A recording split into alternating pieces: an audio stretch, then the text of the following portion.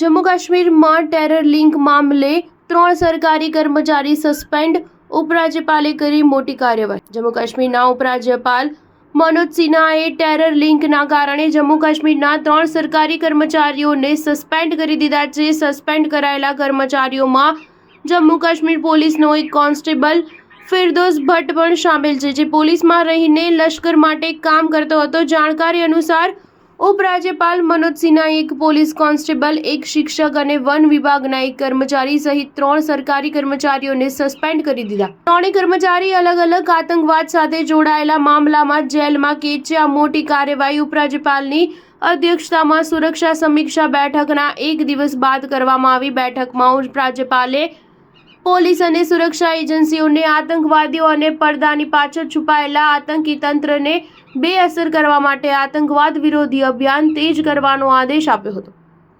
ઉપરાજ્યપાલે એ પણ કહ્યું હતું કે આતંકવાદનું સમર્થન અને ફંડિંગ કરનારને ખૂબ ભારે કિંમત ચૂકવવી પડશે। ગત 13 ફેબ્રુઆરીએ મનોજ સિન્હાએ કહ્યું હતું કે આતંકવાદના દરેક ગુનેગાર અને સમર્થકને આની કિંમત ચૂકવવી પડશે। આપણે વિશ્વસનીય ગુપ્ત જાણકારીથી સજ્જ થવા અને આતંકવાદીઓને બેઅસર કરવા તથા નાગરિકોની સુરક્ષા નક્કી કરવા માટે વધુ પ્રભાવી રીતે કાર્ય કરવાની જરૂર છે। ફિરદોસ અહમદ ભટ્ટ 2005માં એસપીઓ તરીકે નિમણૂક થયો અને 2011માં કોન્સ્ટેબલ બની ગયો। તેની મે 2024માં ધરપકડ કરવામાં આવી। તે કોટ ભલવાલ જેલમાં બંધ છે। ખાસ વાત એ છે કે કોન્સ્ટેબલ તરીકે પુષ્ટિ કર્યા બાદ ફિરદોસ ભટ્ટને જમ્મુ કાશ્મીર પોલીસમાં ઇલેક્ટ્રોનિક મોનિટરિંગ યુનિટના સંવેદનશીલ પદ પર તૈનાત કરવામાં આવ્યો હતો। જો કે તેણે આતંકી સંગઠન લશ્કરે તૈયબા માટે કામ કરવાનું શરૂ કરી દીધું। મે 2024માં ફિરદોસ ભટ્ટનો